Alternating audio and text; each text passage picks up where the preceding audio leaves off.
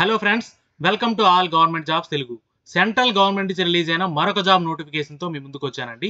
ఎక్కడి నుంచి అంటే Indian Oil Corporation limited IOCL నుంచి మనకు ఒక నోటిఫికేషన్ రిలీజ్ అయింది.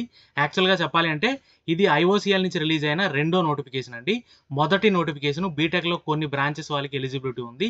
ఆ నోటిఫికేషన్ డీటెయిల్స్ అన్ని కూడా సెపరేట్గా వీడియో చేసి ఛానల్లో అప్డేట్ చేశాను. చూడని వాళ్ళు ఎవరైనా ఉంటే చూసి ఎలిజిబిలిటీ క్రైటీరియా చెక్ చేసుకొని అప్లై చేయొచ్చు.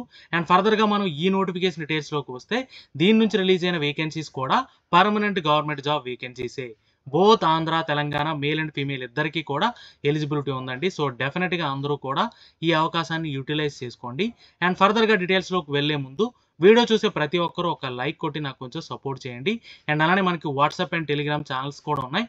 లింక్స్ డిస్క్రిప్షన్లో పెట్టానండి. ఇంకా ఎవరైనా ఛానల్స్లో జాయిన్ అవ్వకపోతే వెంటనే జాయిన్ అవ్వండి. ఇక్కడ నుంచి కూడా మీకు రెగ్యులర్గా అప్డేట్స్ అన్ని కూడా వస్తాయి. ఇంకా మనం లేట్ చేయకుండా డీటెయిల్స్లోకి వెళ్తే ఇదిగోండి అఫీషియల్ వెబ్సైటు.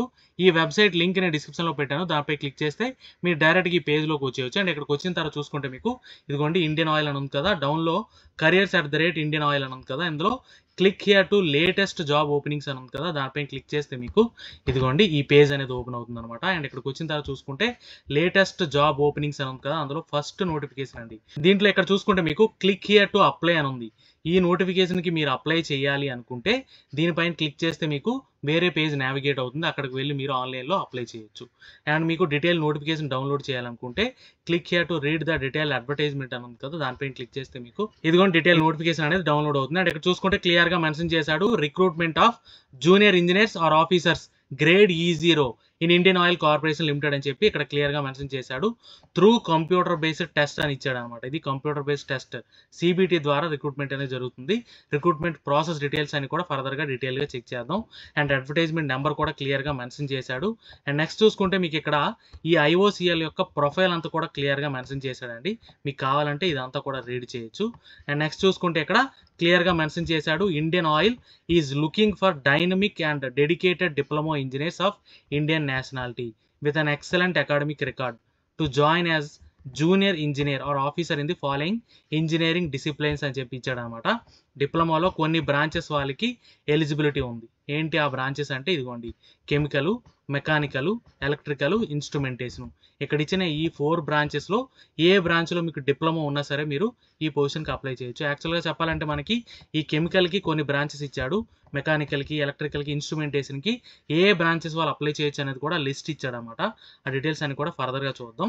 అండ్ ఇంకొక క్లాజ్ ఏంటి అంటే మీకు 3 years డిప్లొమా ఏదైతే ఉందో దాంట్లో పర్సెంటేజ్ కూడా మెన్షన్ చేశాడండి. 65% ఫర్ జనరల్, EWS, OBC వాళ్ళకి కంపల్సరీగా 65% అనేది ఉండాలి. అండ్ అలానే SC, ST, PWD వాళ్ళకి 55% అనేది ఉండాలన్నమాట. ఓకేనా? ఇలా ఉన్న వాళ్ళు మాత్రం అప్లై చేయడానికి అవుతుంది. ఓకేనా? అండ్ పే స్కేల్ విషయానికి వస్తే 30,000 నుంచి 1,20,000 వరకు ఉంటుందండి. అంటే మీకు అన్ని అలవెన్స్లు కలుపుకొని 50,000 పైనే శాలరీ అనేది ఉంటుందన్నమాట. దాంతోపాటు అదర్ బెనిఫిట్స్ కూడా ఉంటాయి. ఎందుకంటే ఇది ప్యూర్లీ సెంట్రల్ గవర్నమెంట్ సర్వీస్ కాబట్టి. సో డెఫినెట్గా ఎలిజిబిలిటీ ఉన్న ప్రతి ఒక్కరు కూడా అవకాశాన్ని యూటిలైజ్ చేసుకోండి. అండ్ ఫర్దర్గా ఏ బ్రాంచెస్ వాళ్ళకి ఎలిజిబిలిటీ ఉందనేది చూసుకుంటే ఇదిగోండి కెమికల్ డిసిప్లిన్కి అయితే మీకు ఇక్కడ 6 బ్రాంచెస్ ఇచ్చాడనమాట. ఇందులో చూసుకుంటే chemical engineering, chemical technology, fertilisers, and అలానే petrochemical engineering, petrochemical technology, refinery and petrochemical engineering. ఇక్కడ ఇచ్చిన ఏ బ్రాంచ్లో మీకు డిప్లొమా ఉన్నా సరే మీరు కెమికల్ డిసిప్లిన్కి అప్లై చేయొచ్చు. అండ్ అలానే నెక్స్ట్ చూసుకుంటే మెకానికల్ అండి.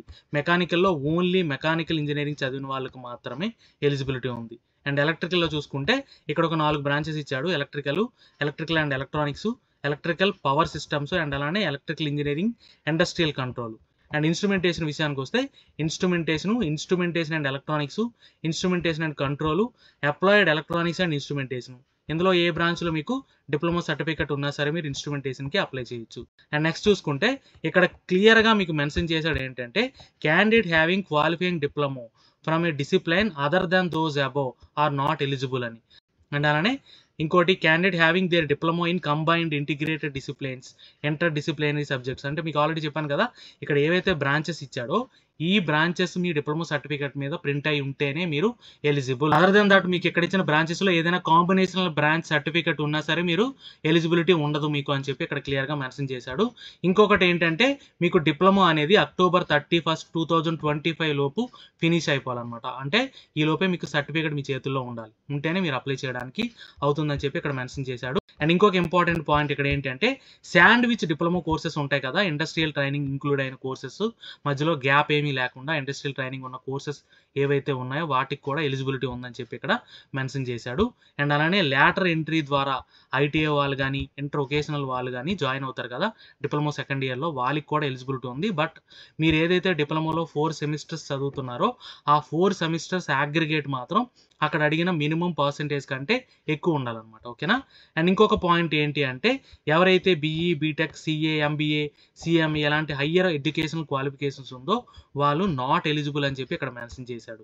అండ్ దీంతో పాటు ఇంకొక పాయింట్ కూడా మెన్షన్ చేశాడండి, సప్రెషన్ ఆఫ్ ఇన్ఫర్మేషన్. అంటే మీరు ఏదైతే బీటెక్ చదువుతున్నట్టు కానీ అండ్ అలానే బీటెక్ కంప్లీట్ అయిన వాళ్ళు ఆ ఇన్ఫర్మేషన్ సప్రెస్ చేసి మీరు జాయిన్ అయ్యారనుకోండి, ఫ్యూచర్లో మీరు జాయిన్ అయిన తర్వాత ఎప్పుడైనా ఆ ఇన్ఫర్మేషన్ తెలిస్తే మిమ్మల్ని డిస్క్వాలిఫై చేసి టర్మినేట్ చేస్తారని చెప్పి ఇక్కడ క్లియర్గా మెన్షన్ చేశాడు. సో ఈ విషయంలో మీరు జాగ్రత్తగా ఉండాలి. అండ్ ఇంకొక పాయింట్ ఏంటంటే part time, distance education, correspondence, online learning దీని ద్వారా మీకు సర్టిఫికేట్ వచ్చి ఉంటే అది నాట్ ఎలిజిబుల్ అని చెప్పి మెన్షన్ చేశాడు. Only regular full time diploma ఉన్న వాళ్ళకి మాత్రమే ఎలిజిబిలిటీ ఉంటుంది. అండ్ అప్పర్ ఏజ్ లిమిట్ విషయానికి వస్తే 26 ఇయర్స్ అండి మ్యాక్సిమం ఏజ్. దాంతోపాటు అన్ని గవర్నమెంట్ సర్వీస్కి ఇచ్చినట్టే దీనికి కూడా ఏజ్ రిలాక్సేషన్ అనేది ఇచ్చాడు. విత్ డేట్ ఆఫ్ బర్త్ ఇక్కడ క్లియర్గా మెన్షన్ చేశాడు. నాన్ పీడబ్ల్యూబీడీ అండ్ అలానే పీడబ్ల్యూబీడీ క్యాండిడేట్స్ అని, అంటే పీడబ్ల్యూ క్యాండిడేట్స్ కూడా ఎలిజిబిలిటీ ఉందని చెప్పి ఇక్కడ క్లియర్గా మెన్షన్ చేశాడు అనమాట. జనరల్ ఈడబ్ల్యూఎస్ వాళ్ళైతే 1 జూలై 1999 వరకు అప్లై చేసుకోవచ్చు. అండ్ అలానే ఓబీసీ వాళ్ళైతే 1 జూలై 1996. అండ్ అలానే ఎస్సీ ఎస్టీ వాళ్ళైతే 1 జూలై 1994. అండ్ వీటికి 10 ఇయర్స్ యాడ్ చేస్తే మీకు పీడబ్ల్యూ క్యాండిడేట్స్కి ఆ డేట్ ఆఫ్ బర్త్ అనేది వస్తుంది అనమాట. అండ్ ఎక్స్ సర్వీస్ మ్యాన్కి యాజ్ పర్ గవర్నమెంట్ నామ్స్ ఉంటుంది. అండ్ మీ డేట్ ఆఫ్ బర్త్ అనేది మీ మెట్రికులేషన్ సర్టిఫికేట్లో ఏదైతే ఉందో అది మాత్రమే వ్యాలిడేషన్ కింద తీసుకుంటారు. అండ్ ఇంపార్టెంట్ డేట్స్ విషయానికి వస్తే ఆన్లైన్ అప్లికేషన్ ఓపెనింగ్ అనేది నిన్నటి నుంచే స్టార్ట్ అయిందండి, September 12th. And last date విషయానికి వస్తే September 28th ఈవినింగ్ 5 o'clock వరకు మీరు అప్లై చేసుకోవచ్చు. అండ్ ఇక్కడ మీకు చూసుకుంటే ఎగ్జామ్ డేట్ కూడా ఇచ్చేసాడండి, October 31st మీకు ఎగ్జామ్ అనేది ఉంటుంది. సిబిటీ ఇదిగోండి, సిబిటీ October 31st ఉంటుంది. మీరు అడ్మిట్ కార్డ్ అనేది October 16th నుంచి మీరు డౌన్లోడ్ చేసుకోవచ్చు అనమాట. ఓకేనా. అండ్ నెక్స్ట్ చూసుకుంటే సెలక్షన్ ప్రాసెస్ అండి. సెలక్షన్ ప్రాసెస్ విషయానికి వస్తే మీకు టోటల్గా 3 స్టేజెస్లో సెలక్షన్ ప్రాసెస్ అనేది ఉంటుంది అనమాట. ఫస్ట్ ఏంటంటే సిబిటీ కంప్యూటర్ బేస్డ్ టెస్ట్ ఉంటుంది. అండ్ అలానే గ్రూప్ డిస్కషన్, గ్రూప్ టాస్క్ ఉంటుంది. అండ్ అలానే పర్సనల్ ఇంటర్వ్యూ కూడా ఉంటుంది. టోటల్గా 3 స్టేజ్లో మీకు సెలక్షన్ ప్రాసెస్ అనేది ఉంటుందన్నమాట. ఈ కంప్యూటర్ బేస్డ్ టెస్ట్ సిబిటీకి ఎగ్జామ్ ఎలా ఉంటుంది ఏంటి అంటే 100 ఆబ్జెక్టివ్ మల్టిపుల్ చాయిస్ క్వశ్చన్స్ ఉంటాయి.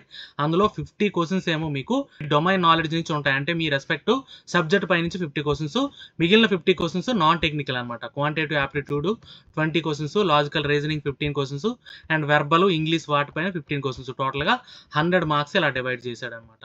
అండ్ నెక్స్ట్ చూసుకుంటే ఇక్కడ మీకు నెగిటివ్ మార్కింగ్ కూడా ఉందండి, 0.25 మార్క్, అంటే 4 రాంగ్ ఆన్సర్ రాస్తే 1 మార్క్ అనేది పోతుంది. టోటల్గా టైం చూసుకుంటే 150 minutes టైం అనేది ఉంటుంది అనమాట. అండ్ నెక్స్ట్ చూసుకుంటే ఎగ్జామినేషన్ సెంటర్స్ అండి. ఎగ్జామినేషన్ సెంటర్స్ విషయానికి వస్తే మన ఆంధ్ర, తెలంగాణలో చాలా సెంటర్స్ ఉన్నాయి. మనం దూరంగా ఎక్కడికో వెళ్ళి ఎగ్జామ్ రాయాల్సిన అవసరం అయితే లేదు. ఓకేనా.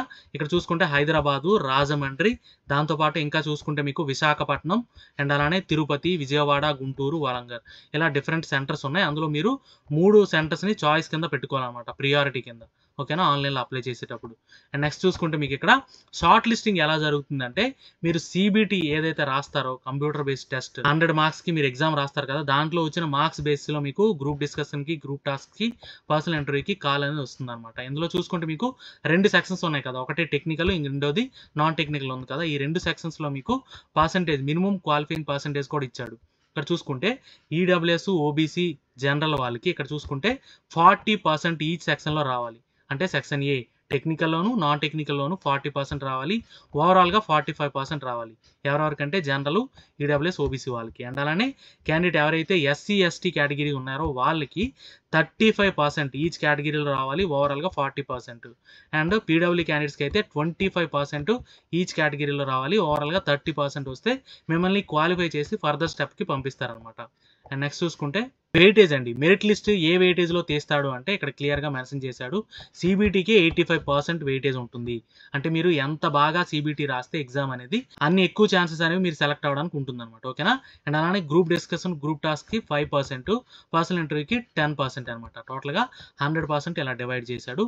అండ్ మినిమమ్ పాస్ పర్సెంటేజ్ చూసుకుంటే మీకు ఆల్రెడీ సీబీటీలో సెక్షన్ ఏ, సెక్షన్ బికి ఎంత రావాలి ఏంటనేది మనం ఆల్రెడీ డిస్కస్ చేసుకున్నాం కదా!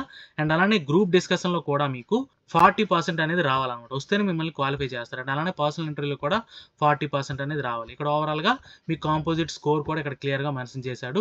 ఎంత రావాలి ఏంటి అనేది. జనరల్, ఈడబ్ల్యూఎస్, ఓబీసీ వాళ్ళకి 45%, ఎస్సీ, ఎస్టీకి 40 అండ్ పీడబ్ల్యూ క్యాండిడేట్స్‌కి అయితే 30% వస్తే ఓవరాల్‌గా మిమ్మల్ని క్వాలిఫై చేస్తారనమాట. అక్కడి నుంచి మెరిట్ ఆర్డర్‌లో మీకు సెలక్షన్ అనేది ఉంటుంది. అండ్ అప్లికేషన్ ప్రాసెస్ కూడా ఇక్కడ క్లియర్‌గా మెన్షన్ చేశాడు. ఈ అప్లికేషన్‌లో ఏ డాక్యుమెంట్స్ అప్లోడ్ చేయాలి, ఏ సైజ్ ఉండాలి ఏంటి అనేది కూడా అవన్నీ చూసి మీరు అప్లై చేయొచ్చు. అండ్ అప్లికేషన్ ఫీజు విషయానికి వస్తే ఎస్సీ, ఎస్టీ, పీడబ్ల్యూ క్యాండిడేట్స్‌కి ఎగ్జామ్షన్ ఉందండి. మిగిలిన వాళ్ళందరూ కూడా ₹400 ఆన్‌లైన్‌లో పే చేయాలి. ఆన్‌లైన్‌లో పే చేసేటప్పుడు జీఎస్టీ కూడా యాడ్ అవుతుంది ఈ 400కి. టోటల్‌గా ఈ అమౌంట్ అనేది మీరు ఆన్‌లైన్‌లో మాత్రమే పే చేయాలండి. Other mode of application fee ఏది కూడా యాక్సెప్ట్ చేయరు. ఓకేనా? అండ్ నెక్స్ట్ చూసుకుంటే ప్లేస్‌మెంట్, నేచర్ ఆఫ్ జాబ్ అండి. ఆల్ ఓవర్ ఇండియాలో మీకు ఏ యూనిట్‌లో అయినా పోస్టింగ్ ఎక్కడైనా సరే ఉండొచ్చని చెప్పి ఇక్కడ క్లియర్‌గా మెన్షన్ చేశాడు. Refinery divisions, marketing divisions, pipeline divisions and అలానే బిజినెస్ డెవలప్‌మెంట్. ఇందులో ఏ యూనిట్‌లో, ఏ డివిజన్‌లో అయినా సరే మీకు పోస్టింగ్ ఉండొచ్చని చెప్పి ఇక్కడ క్లియర్‌గా మెన్షన్ చేశాడు. ఏ డివిజన్‌లో మీకు పోస్టింగ్ ఉంటే ఆ డివిజన్ మీకు నేచర్ ఆఫ్ జాబ్ కూడా ఇక్కడ క్లియర్‌గా మెన్షన్ చేశాడనమాట. రిఫైనరీ డివిజన్ అయితే జాబ్ ఎలా ఉంటుంది, మార్కెటింగ్ డివిజన్ అయితే ఎలా ఉంటుంది, పైప్‌లైన్ డివిజన్ అయితే ఎలా ఉంటుంది, బిజినెస్ డెవలప్‌మెంట్ డివిజన్ అయితే ఎలా ఉంటుందని చెప్పి ఇక్కడ క్లియర్‌గా జాబ్ నేచర్ కూడా ఇచ్చాడనమాట. అండ్ జాయినింగ్ టైం విషయానికొస్తే వాళ్ళు ఇచ్చిన డేట్ లోపే మీరు జాయిన్ అవ్వాలండి. అదొకటి క్లియర్‌గా మెన్షన్ చేశాడు. అండ్ మీకు ఆల్రెడీ పే స్కేల్ చెప్పాను కదా! 30,000 నుంచి 1,20,000 వరకు ఉంటుంది. మీకు ఓవరాల్‌గా పర్ ఇయర్ చూసుకుంటే సీటీసీ 10.6 లాక్స్ అంటే మీకు అన్ని అలవెన్స్‌లు కలుపుకొని పర్ మంత్ 88,000 వరకు మీకు సాలరీ అనేది ఉంటుందన్నమాట. ఇదిగోండి ఇక్కడ అన్ని అలవెన్స్‌లన్నీ కూడా ఇచ్చాడు. లంచ్ బెనిఫిట్స్ ఉంటాయి. అండ్ అలానే హెచ్ఆర్ఏ ప్రొవిజన్ ఉంటుంది. లేదనుకుంటే మీకు హౌస్ అకామిడేషన్ అనేది ప్రొవైడ్ చేస్తారు.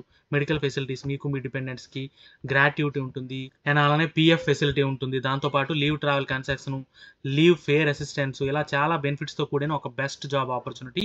సో, డెఫినిట్‌గా అందరూ కూడా అవకాశాన్ని యుటిలైజ్ చేసుకోండి. అండ్ ఫర్దర్‌గా చూసుకుంటే ఇక్కడ క్లియర్‌గా ఇంకొక పాయింట్ మెన్షన్ చేశాడండి. సర్వీస్ బాండ్ అండి. ఎవరైతే జాయిన్ అవుతున్నారో, సెలెక్ట్ అయ్యారో వాళ్ళు జాయిన్ అయిన దగ్గర నుంచి 3 ఇయర్స్ సర్వీస్ చేస్తారని చెప్పి బాండ్ రాయాలన్నమాట. ఈ బాండ్ వాల్యూ జనరల్ వాళ్ళకైతే 2,00,000 అండ్ మిగిలిన కేటగిరీ వాళ్ళకైతే 35,000 ఓన్లీ. ఓకేనా? అండ్ నెక్స్ట్ చూసుకుంటే మీరు ఎగ్జామ్‌కి వెళ్ళేటప్పుడు ఇక్కడ ఎవరైతే ఎస్సీ, ఎస్టీ, పీడబ్ల్యూ క్యాండిడేట్స్ ఉన్నారో వాళ్ళు సీబీటీకి వెళ్ళేటప్పుడు థర్డ్ ఏసీ రైల్ ఫేర్ అనేది రీయింబర్స్ చేస్తారనమాట. ఓకేనా? ఎవరైతే మనకి సీబీటీ క్వాలిఫై అయ్యారో వాళ్ళందరికీ కూడా group discussion, group task, personal ఇంటర్వ్యూకి వెళ్ళేటప్పుడు సెకండ్ ఏసీ రైల్ ఫేర్ అనేది రీయింబర్స్ చేస్తారనమాట. ఓకేనా? ఇవన్నీ డీటెయిల్స్. ఇది ఒక మంచి జాబ్ ఆపర్చునిటీ. సో, డెఫినిట్‌గా అందరూ కూడా ఈ అవకాశాన్ని యుటిలైజ్ చేసుకోండి. ఏమైనా డౌట్స్ ఉంటే కామెంట్ చేయండి. డెఫినిట్‌గా క్లారిఫై చేస్తాను. వీడియో నచ్చితే లైక్ చేయండి. మీ ఫ్రెండ్స్‌కి షేర్ చేయండి. ఛానెల్‌ని సబ్స్క్రైబ్ చేయడం మర్చిపోకండి. Thank you so much.